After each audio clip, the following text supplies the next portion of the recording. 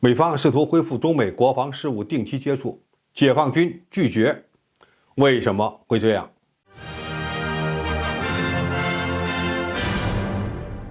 观众朋友，大家好，我是付天少。近日，美国国务卿布林肯宣布，即将于2月初访问北京，计划推动中美高层接触。与此同时，美国财长耶伦在瑞士苏黎世同中国副总理刘鹤进行了会晤，双方就经济发展等问题交换了意见。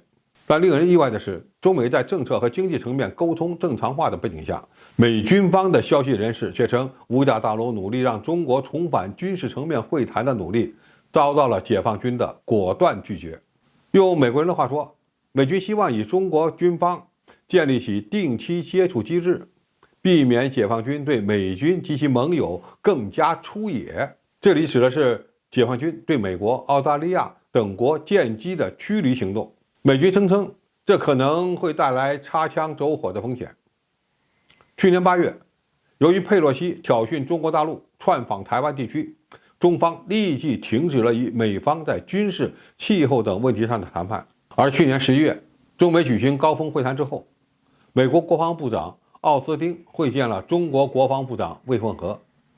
美国一直在建议中国恢复军队之间的定期接触机制。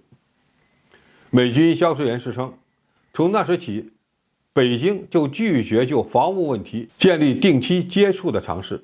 他同时表示，解放军在军事潜力不断增强的背景下，对美国及其在南海的盟友更加出野。对此，中国军方已经表示，美军要想恢复双边军事沟通机制，首先要拿出诚意，也就是停止不断损害中国利益的行为。比如，美军的舰机要减少通过台海和在南海的活动，放弃窥探解放军演习的行为等等。那么现在的问题是，解放军为什么要在建立沟通机制的问题上拒绝美军的所谓善意呢？首先，中美两军之间的定期沟通机制原本就是一把双刃剑，也就是说，虽然中美都不愿意看到擦枪走火的情况，建立沟通机制有助于降低意外发生的可能性，但是这又会让美军更加有恃无恐。你也可以理解为，一旦恢复了沟通机制，美军挑战中国军事安全利益的行动只会更加疯狂。如果中国一直拒绝沟通，那么双方就是在比谁的胆子更大。美军在中国家门口的活动，一旦出事，可能就要吃不了兜着走。美方表面上虚张声势，但其实呢，也存在着心理弱势。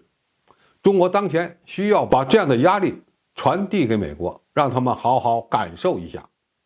其次，在中国军力快速发展的今天，美国更想知道解放军的进步以及采取的战略和策略，所以保持一定的迷雾对中国更有利。中美军队都在发展，但是相比较而言，解放军的变化是日新月异的，而美军甚至处于不断衰落的过程中。五角大楼为了了解解放军的发展情况，甚至想推动非官方的学术交流会，进而窥探解放军的进步。所以，解放军减少与美军的交流，就能让对方看不透，这本身也是一种威慑力。